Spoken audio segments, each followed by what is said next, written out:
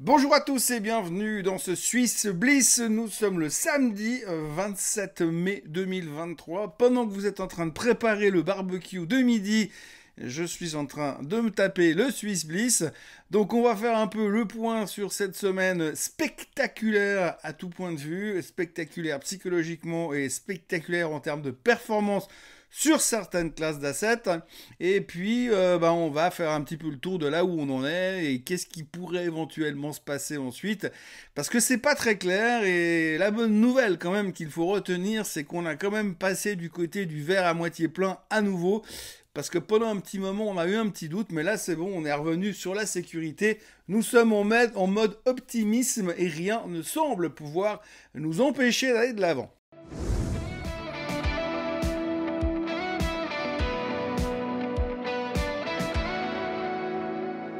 Alors avant toute chose, évidemment, on va pas revenir 2 jours sur le sujet. L'AI, l'intelligence artificielle, a gagné la semaine, il n'y a pas d'autre terme. Ils ont remporté le pompon, tout ce qui est techno, tout ce qui est intelligence artificielle a cartonné. Ça a tiré les indices technologiques aux États-Unis. Ça n'a pas forcément tiré le reste du monde, mais l'explosion des marchés en fin de semaine, jeudi et vendredi, a réveillé un peu une Europe qui était en situation un peu mollassonne. Et ce qui fait que finalement, on termine pas trop mal cette semaine, même si c'est pas l'euphorie en Europe.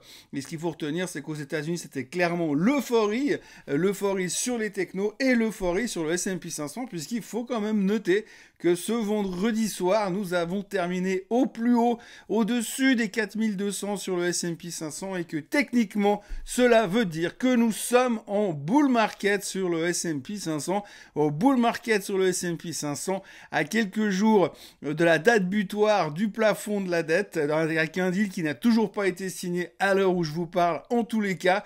Donc c'est assez extraordinaire puisque tout semble aller pour le mieux et que nous vivons dans un optimisme exacerbé qui continue à pousser les marchés à la hausse. Donc oui, le truc c'est que l'optimisme est de retour. Si on regarde simplement les quelques nouvelles de la séance d'hier, alors je vais pas vous faire un morning bull, mais simplement sur la séance d'hier, on a quoi? On a le plafond de la dette, toujours pas d'accord, toujours des discussions, mais un optimisme latent puisque les parties sont plutôt encourageantes sur la possibilité de trouver un accord assez rapidement. Et puis à côté, surtout, l'excellente nouvelle de la soirée d'hier, c'est que la date butoir du 1er juin, on l'a repoussée de 5 jours. Donc c'est formidable, on a encore plus de temps pour trouver un accord. Alors c'est génial parce que les gars, ils vous font des calculs depuis des semaines. Enfin, quand on sait qu'on dépense, je sais pas, 20 milliards par jour et qu'il vous reste 60 milliards, vous savez qu'il vous reste 3 jours. Mais là, tout d'un coup, on sait pas, ils ont trouvé des milliards quelque part, ils ont dû ouvrir un tiroir, oh, des billets, nickel, formidable. Donc du coup, tout le monde est content. On a pu repousser la date butoir. Les États-Unis ne feront pas défaut avant le 5 juin et ça, c'était la nouvelle d'hier. Alors effectivement, ils feront pas défaut avant le 5 juin, c'est super, on est content de le savoir. Par contre, maintenant, ce qu'il va falloir régler, ce qu'il va falloir comprendre et ce qu'il va falloir anticiper, c'est qu'est-ce qu'ils vont nous faire au niveau du deal, parce que pour l'instant, on n'en sait toujours pas plus. C'est pas grave, parce que comme on voit ce côté hyper optimiste, on s'en fout, on continue de surfer sur la vague. Et d'ailleurs, la vague continue d'être surfée, puisque quand vous voyez les chiffres du PCE qui ont été publiés hier, souvenez-vous, cette mesure phare, principale, la préférée de la Fed, cette mesure qui devait être annoncée hier, elle montre que l'inflation, elle est effectivement collée au fond du papier, elle ne veut plus bouger, elle ne veut plus vraiment baisser, et c'est le problème du moment. Donc il faudra faire attention à ça parce que pour l'instant, on voit que l'inflation ne baisse pas. D'ailleurs, si on regarde le comportement des futurs sur les Fed Funds, donc les futurs qui montrent la probabilité de voir une hausse des taux lors du prochain meeting de la Fed, c'est clair, aujourd'hui, on parie sur une nouvelle hausse des taux de 0,25 pour le prochain meeting de la Fed. Mais on s'en fout parce qu'on a repoussé le plafond de la dette de 5 jours, que finalement, ils devraient trouver un accord, et qu'en plus, l'intelligence artificielle, c'est trop génial. Donc si on regarde un peu tout ça, ce qu'il faut retenir quand même, c'est qu'on n'a pas des grandes nouvelles, on s'emballe sur des choses qui devraient se produire, mais que fondamentalement, si on fait exclusion du plafond de la dette et du délire de l'intelligence artificielle, l'inflation, elle est toujours bien présente et elle ne veut pas vraiment baisser au rythme où elle devrait baisser. Donc on a un peu l'impression que pour l'instant on a réussi à la calmer, mais qu'elle pourrait nous péter à la figure quelque part, mais ça n'intéresse plus personne, et on est vraiment concentré maintenant sur que des bonnes nouvelles. Maintenant, il y a un truc qu'il faut regarder, c'est le week-end de Pentecôte. Donc chez nous, c'est Pentecôte, on ne rebosse pas avant mardi matin, mais par contre, aux États-Unis, c'est Memorial Day. Et aux États-Unis, à Memorial Day, eh bien, on fait des barbecues, on invite les voisins, on boit de la bière, on mange des burgers. Et il y a une société aux États-Unis qui a fait des analyses très poussées et qui montre que cette année, malgré l'inflation qui est sous contrôle, eh bien, le prix du barbecue a augmenté de 28%. Pas le barbecue où vous mettez les saucisses dessous, l'ensemble dessus, l'ensemble du produit, l'ensemble du package, le pain, les buns, la viande, la bière, les sauces, etc., etc. Ça a augmenté globalement de 28%. Le ketchup a augmenté de plus de 20%. La moutarde a augmenté de 14%. La viande s'est un peu maintenue au même niveau, mais on est à des niveaux où finalement il y a énormément d'inflation et on le voit concrètement sur ce genre de choses. On a déjà parlé cette semaine par rapport aux pâtes en Italie, eh bien on a vu que finalement, effectivement, la matière première est en train de baisser, mais comme les fabricants, ils ont acheté la matière première au top du marché, ils nous font encore payer le top du marché d'il y a quelques semaines en arrière, quand on croyait que la guerre en Ukraine était vraiment un problème pour la planète. Donc du coup, on a un gros problème de ce côté-là. On voit concrètement sur des petits exemples comme ça que l'inflation est toujours là. Mais c'est pas grave, parce que de toute façon, s'il y a un moindre problème au niveau de l'inflation, il faut pas oublier qu'il y a Nvidia et l'intelligence artificielle. C'est un peu comme ça qu'on pourrait résumer cette semaine finalement. Et puis il y a un truc quand même qu'il faut qu'on mentionne, parce que cette semaine, je lisais un peu la presse, et d'ailleurs ça a été mentionné sur le groupe Facebook de Swissquote. Il y a eu un article dans investing.com, et il y a une phrase absolument mythique, et je tenais à la citer à nouveau dans cette vidéo. À la surprise quasi générale, l'économie allemande a reculé au premier trimestre, tirée vers le bas par la baisse de la consommation des particuliers. La tendance pourrait ne pas s'inverser avant la fin de l'été. À la surprise générale. Alors Coluche est mort depuis super longtemps, mais quand vous entendez, excusez-moi du terme, des conneries pareilles dans les journaux, à la surprise générale, l'économie allemande ralentirait. Sans blague, on voit partout que l'inflation ne baisse pas, on voit partout que ça n'avance plus au niveau de la croissance. Si vous parlez à des Allemands, si vous avez des contacts avec des gens qui sont de là-bas, moi, ma belle-mère est de là-bas. Et quand elle m'explique comment ça se passe là-bas, c'est une catastrophe. C'est une catastrophe. Il y a tout qui ralentit. Puis nous, alors les financiers, quelle surprise! L'Allemagne ralentit. Pourtant, l'indice est au plus haut de tous les temps. On vit une époque formidable, c'est extraordinaire parce qu'on a l'impression que finalement on a vraiment cette séparation entre Wall Street qui pense que l'Allemagne ça cartonne, l'industrie c'est fou. Non, ils ont la guerre à côté, ils ont l'inflation, ils ont le gouvernement qui leur serre les boulons dans tous les sens. Il n'y a pas de croissance pour l'instant. Mais la bonne nouvelle, c'est que c'est pas grave parce que les indices sont au plus haut de tous les temps. Et finalement, il n'y a que ça qui compte. Bon, avant que je m'énerve trop, on va passer au sujet de la performance, des performances de la semaine. Si on prend les performances des assets, donc, eh bien, nous avons grosso modo à boire et à manger cette semaine. Mais ce qu'il faut retenir, effectivement, c'est le STOXX qui prend 11% sur la semaine, le Nasdaq qui est en hausse de 2,5%. Par contre, comme vous le voyez, c'est plus dur en Europe. Le DAX qui baisse de 1,8%, le CAC qui perd 2,3%. Le Hang Seng qui perd 3,6% et la Chine 2%. Ce qu'il faut retenir surtout, c'est qu'en Chine aujourd'hui et ailleurs dans la région asiatique, pour l'instant, on voit que le rebond chinois n'est pas au top de sa forme. On en a beaucoup parlé cette semaine à cause du luxe, justement. Donc la Chine ne peut plus en avant. La Chine attend toujours un soutien de la part du gouvernement qui ne vient pas. Pour l'instant, on attendait que les banques centrales fassent quelque chose en Chine, mais que dalle. Et puis autrement, le S&P 500 qui termine en hausse de 0,32%, mais en bull market, et le Dow Jones qui perd 1% sur la semaine. Et ça, c'est un truc à noter qui est assez spectaculaire, c'est que plus personne ne veut des défensives en ce moment. C'est vraiment le truc has-been total. Alors, on veut plus de boîtes qui payent des dividendes, on veut plus de boîtes qui font des journées à 2%, on veut plus que des boîtes qui cartonnent et qui font des 30% par jour. Sinon, c'est pas drôle. Donc, on est vraiment dans une période de nouveau qui ressemble un tout petit peu à un début de bulle spéculative quand même, parce qu'il y a un désintérêt total là-dessus. On le voit sur le Dow Jones, on le verra un peu sur les graphiques aussi après. Pareil sur la Suisse, la Suisse qui perd 1,18% parce qu'on est plein de défensives de toute façon. Donc, il y a un côté un petit peu désespéré de ce côté-là et désespérant parce qu'on est en train de repartir à fond dans tout ce qui est tech sans penser au reste et sans diversifier quelque part. On notera aussi le Japon qui termine en hausse de 0,35 sur la semaine et qui est en train de tout péter à la hausse. Donc ça aussi, c'est une bonne nouvelle et un plan qui se déroule sans accroc. Alors si on regarde la performance du SMI, bien ça se ressent. Il n'y a que Logitech et Roche qui tirent leur épingle du jeu. Le Crédit Suisse qui ne baisse pas.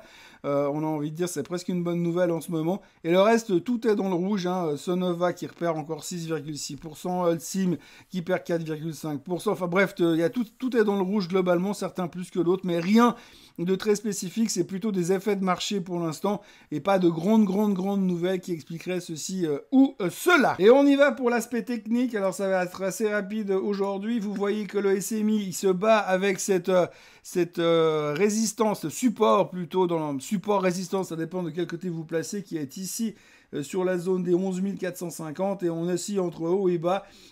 Mauvais début de semaine, on y reviendra après principalement à cause de Richemont. Rebond en fin de semaine, finalement on termine la semaine à 11 434, on est plus ou moins sur ces zones de support. On hésite et on cherche un peu les catalystes. Alors c'est plutôt rassurant parce qu'on a l'impression qu'on est quand même relativement bas sur ce côté-là. On peut espérer un peu une dynamique, mais c'est vrai quand on voit le comportement des Américains aujourd'hui, eh bien on peut souhaiter que la semaine prochaine soit un peu plus dynamique de nouveau en Europe. Le CAC 40 a pas mal souffert cette semaine puisqu'on est revenu en dessous de cette résistance support des plus hauts de tous les temps à l'époque. Donc les 7375 eh bien, font effet de pivot. On est passé en dessous, principalement à cause du fait que les gens commencent à se poser des questions sur le luxe. On est revenu là-dessous, clairement. Pour l'instant, on est pendu au milieu de nulle part. On s'est sauvé les fesses en fin de semaine avec le rebond sur les technos américaines. Mais pour l'instant, on est encore en zone, on va dire, négative. Il faudrait qu'on revienne quand même en dessus de cette résistance pour pouvoir se dire on est plutôt safe. Mais vu l'optimisme ambiant, je ne serais pas surpris que ça continue la semaine prochaine. Le DAX qui a battu les records en début de semaine, mais qui finit un peu à la ramasse à cause des espèces de peur panique par rapport au plafond de la dette, qui reste quand même un stress principal dans les marchés depuis quelques temps. Alors on a tenté une cassure, mais on est bien revenu ensuite à cause de ça. Maintenant on est revenu chercher, vous voyez, le support de cette tendance haussière. Donc plutôt optimisme, mais comme je vous l'ai dit tout à l'heure, eh bien tout d'un coup on est en train de prendre conscience que finalement l'économie allemande ne va pas si bien. Donc à surveiller maintenant en Allemagne, il faut qu'on retourne rapidement au plus haut de tous les temps, en dessus des 16 250, parce que pour l'instant, il y a un petit peu des craintes. Il faut voir comment on va gaper à l'ouverture et s'il y a quelque chose qui se passe au niveau du plafond de la dette durant le week-end. Le grand vainqueur psychologique de la semaine, le S&P 500, qui termine donc au-dessus des 4200. On est à 4209.1. C'est fait. Donc techniquement, si on reprend notre extrême bas de l'époque, ici tout en bas, et puis on prend notre cassure ici, et bien c'est fait, on est à plus de 20% de rebond, donc techniquement, pour ceux qui croient à ce genre de théorie, nous sommes donc en bull market, à mort les ours, et c'est reparti à la hausse, plus jamais faible. Tout le monde est super optimiste, et puis en plus que maintenant on vient de nous décaler l'histoire du plafond de la dette, tout devrait bien se passer. Les États-Unis ne feront pas défaut avant le 5 juin, donc il y a largement le temps pour trouver des solutions. Et puis alors on termine avec les explosions de la semaine, le Nasdaq qui s'envole littéralement, je vous fais pas un dessin, il n'y a rien à dire techniquement. Grosso modo, eh bien Nvidia plus intelligence artificielle. Prochain objectif sur le Nasdaq est à 15 180, 1000 points plus haut, mais quand vous lisez les articles, c'est vraiment une question de jours. Tout le monde est hyper bullish. Alors il faut quand même faire un tout petit peu attention parce que ce genre de montée verticale, c'est bien joli sur un graphique. Par contre, ça laisse quand même supposer qu'à un moment donné, c'est un peu comme quand vous lancez une balle de tennis au ciel. À un moment donné, vous avez quand même une trajectoire qui fait comme ça et qui pourra revenir. Si on regarde un petit peu ce qui s'est passé dans le passé, justement, eh bien, quand j'étais jeune, on a vécu un truc qui s'appelait la bulle Internet, et ça ressemble pas mal au départ d'une bulle. Et c'est vrai qu'à l'époque, quand tout d'un coup l'Internet est monté, je peux vous dire qu'effectivement, on est monté dans ce genre de configuration, avant tout d'un coup de se rendre compte que finalement, il y avait un truc qui existait, c'était l'attraction terrestre, et que ça restait quand même un tout petit peu délicat. Et puis alors oui, notre indicateur avancé, le SOX. Alors lui, je vous disais que c'était vraiment quelque chose à surveiller, voilà. Qu'est-ce que vous voulez que je vous dise de plus? Quand vous avez Nvidia qui prend 30% sur la semaine, quand vous avez Marvel qui prend 30% sur la semaine, eh bien, il n'y a rien d'autre à faire, hein. Le marché explose. On est à 3540 sur le SOX, des niveaux qu'on n'a pas revus depuis mars 2022. Ici, donc on est littéralement en train de s'envoler. La résistance psychologique, on va dire, à surveiller se situe dans cette zone-là. autour des 3618 sur le SOX. Si on casse ça, on va clairement aller au plus haut de tous les temps. Et quand on entend les commentaires et les expectations, les attentes de croissance sur tout ce qui est intelligence artificielle, eh bien, on a l'impression qu'on n'a pas fini de rigoler et que ça pourrait aller bien plus haut. Même si aujourd'hui, on peut raisonnablement se poser des questions par rapport à l'état psychologique, à l'état de santé mentale des marchés financiers. Il est l'heure de faire le tour de nos quelques titres suisses qui ont fait parler d'eux cette semaine. Le premier, c'est Julius Baer qui a annoncé un ralentissement dans les inflows des nouveaux flux de capitaux qui arrivent dans la banque. C'est une déception, une grosse déception. Pas mal de gens avaient parlé sur le fait que la débâcle du Crédit Suisse aurait favorisé Julius Baer. Eh bien, pas du tout. Finalement, les gens n'y vont pas. On voit quand même qu'il y a une espèce de démission globale, de perte de confiance en un certain système bancaire. Les gens sont en train de chercher des alternatives. On voit aux États-Unis, on en a déjà parlé, que la crise des banques régionales n'est pas vraiment terminée. Beaucoup de commentaires négatifs de la part de Madame Yellen et de la part de pas mal de gens aux États-Unis. On voit que les gens retirent leur argent, ils ont de la peine à se placer dans des banques classiques. Ils vont chercher des alternatives. Donc c'est une mauvaise nouvelle pour Julius Baer qui s'est fait littéralement massacrer durant toute la semaine. Alors, gros décrochage sur l'annonce, ensuite downgrade massif, tout le monde l'a rabaissé sur ses objectifs de croissance et sur ses objectifs futurs. Donc voilà, très mauvaise semaine pour Julius Baer. Le graphique se passe de commentaires, vous voyez qu'on se fait littéralement déglinguer. Donc 63,76 avant les annonces, on est à 56,76, grosse cassure à la baisse. Il n'y a pas grand chose à retenir, j'ai envie de dire que la seule, c'est 11%, presque 12% de baisse sur la semaine, nous ramène sur un niveau, on va dire, on peut s'accrocher, hein, la moyenne mobile des 200 jours à surveiller. Ceux qui ont envie de jouer quelque chose sur les banques, alors je l'ai déjà dit et répété, je ne mettrai plus jamais 10 balles là-dedans, mais on peut là, essayer de jouer la moyenne mobile des 200 jours autour des 54, 55 ici pour jouer un rebond.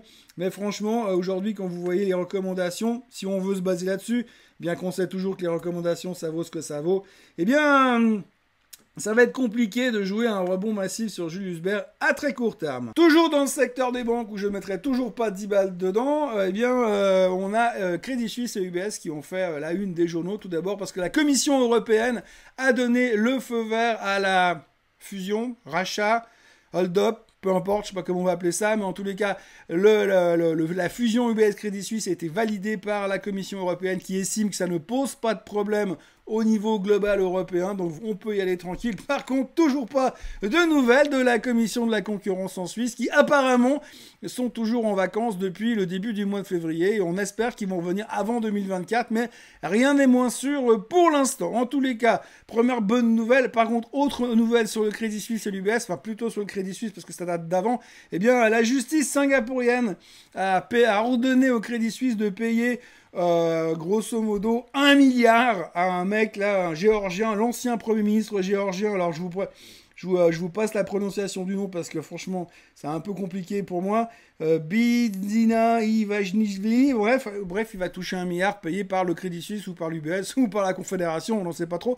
Mais en tous les cas, il va toucher 1 milliard. Donc c'est pas une grosse surprise, hein, c'était plus ou moins dans les tuyaux déjà. D'ailleurs, on voit sur l'annonce, les deux titres montaient de 1%. Donc en gros, on s'en fout. Mais il y a quand même 1 milliard qui sort des caisses. Mais au point où on en est, et vu ce que l'UBS a économisé sur le rachat du Crédit Suisse, puisqu'ils font quand même un gain comptable de 35 milliards sur le deal, 1 milliard par-ci par-là, pouf, qu'est-ce que ça représente? Voilà, je vous montre le graphique de l'UBS. Je ne sais que dire, on se bat avec la moyenne mobile des 200 jours. Il va falloir qu'on arrive à décoller à un moment donné, mais vu l'environnement, je ne sais pas comment on va y arriver. Et puis, je vous montre le graphique du Crédit Suisse. Alors, en médecine, quand vous voyez un truc comme ça s'appelle un électrocardiogramme plat et ça veut dire qu'il n'y a plus vraiment d'espoir ou alors qu'il faut tenter la réanimation à coup d'électrochoc, en gros. Il n'y a rien à dire. Autrement, il y a Holcim qui a annoncé le rachat d'une société en Angleterre qui s'appelle Best Block, spécialisée dans la construction de matériaux préfabriqués. Alors, ils n'ont pas donné de détails sur le deal de la transaction, mais dans le doute, comme ça leur a coûté de l'argent, le titre était sous pression cette semaine. Alors, pour ceux qui ont envie de faire quelque chose sur Holcim pour jouer la thématique de la construction, on voit qu'on est dans un range assez intéressant pour l'instant. Alors ça, c'est vraiment du trading, hein. Je ne veux pas donner d'opinion sur l'investissement long terme, mais je pense que sur ces niveaux-là, on peut essayer de jouer le range entre le bas du range ici, que l'on voit autour des 55-60, et le haut du range autour des 60. Donc il y a 4 balles à jouer. Il n'y a pas eu de grandes nouvelles. Donc pour les traders, j'essaierai de jouer ce mouvement entre deux là, un rebond dans cette direction. Par contre, évidemment, si on vient casser les 54 3 quarts, on va dire là en dessous, il faudra couper la position. Petite nouvelle sur Fontobel qui décrochait sur la news. Son président, son directeur général, monsieur Zeno Staub, a décidé de démissionner après 12 ans à la tête de Fontobel. Et lui, il va se présenter au Conseil national ou je sais pas trop quoi à Berne pour faire de la politique. En gros, ça n'a pas trop plu au marché dans l'immédiat. Ils vont nommer un nouveau président d'ici la fin 2023, mais pour l'instant, sur l'impact direct, c'était pas une super bonne nouvelle comme on le voit sur le chart. Alors, on voit ici qu'on avait bien cassé notre moyenne mobile des 200 jours, on était bien parti à la hausse et la mauvaise nouvelle de l'autre jour nous ramène à la case départ sur cette zone pivot qu'on avait à l'époque, hein, sur la zone des 57-60. Alors c'est une banque donc je vais pas en discuter, mais techniquement, surtout sur une nouvelle qui devrait pas non plus changer la face du monde. Alors oui, c'est un président historique, après 12 ans de bons et loyaux services, ça fait toujours mal, mais sur la zone des 57,5, peut-être qu'il y a un rebond à jouer, parce que l'un dans l'autre, on est monté pour les chiffres récents jusque-là.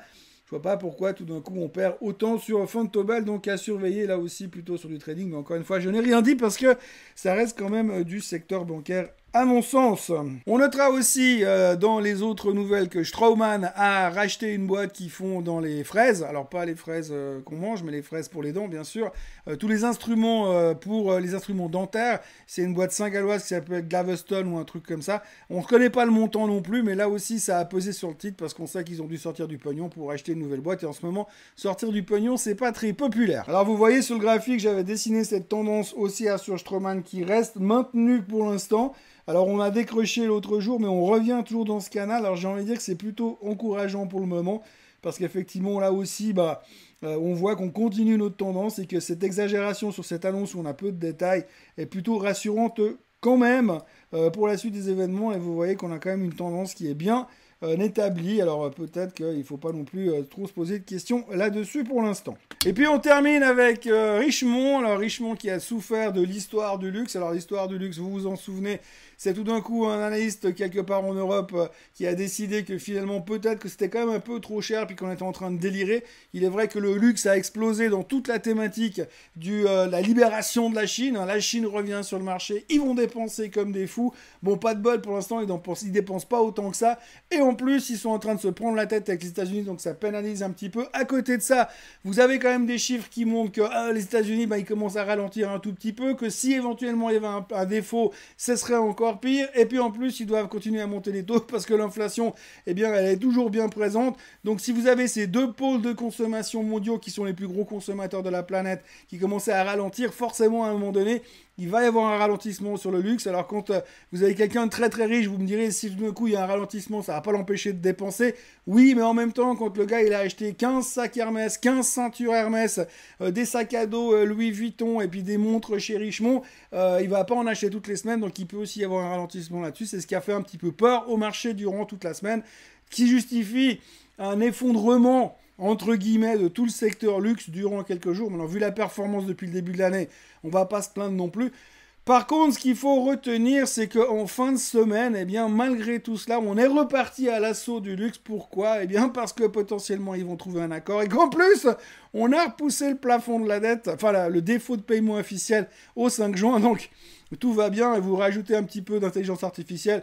Moi, je serai le patron de Richemont. J'annoncerai que j'intègre de l'intelligence artificielle dans mon business et je suis sûr que ça devrait régler le cas assez rapidement. Vous le voyez sur le graphique de Richemont à l'instant, eh bien, effectivement, claque il y a eu, hein, c'était quand même assez spectaculaire. Vous voyez qu'on a décroché depuis le début de la semaine. On est passé de 158 à 149, mais là, en fin de semaine, avec nos histoires de plafond de la dette, on semblait un peu rassuré. Si je prends simplement une droite comme ça, vous voyez qu'on a gentiment un canal haussier qui se construit sur Richemont.